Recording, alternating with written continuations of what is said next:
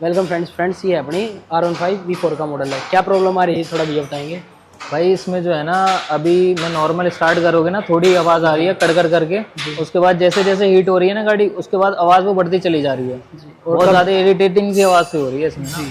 और ये कब से आवाज़ आ रही है? इसमें लगभग हो गया महीना भर हो गया है। महीना भर हो गया। कहाँ कहाँ आपने दिखाया? और क्या मैंने क्या इसको भाई बाहर मार्केट में भी दिखा दिया, लोकल मैकेनिक को, और इसमें ना मैंने सर्विस सेंटर को भी दिखा दिया।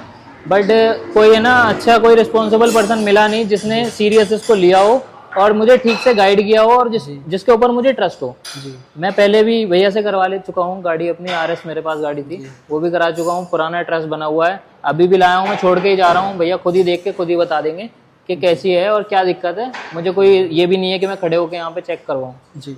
और गाइज मैं आपको इसकी आवाज़ सुना देता हूँ, किस तरीके की आवाज़ आ रही है इसमें।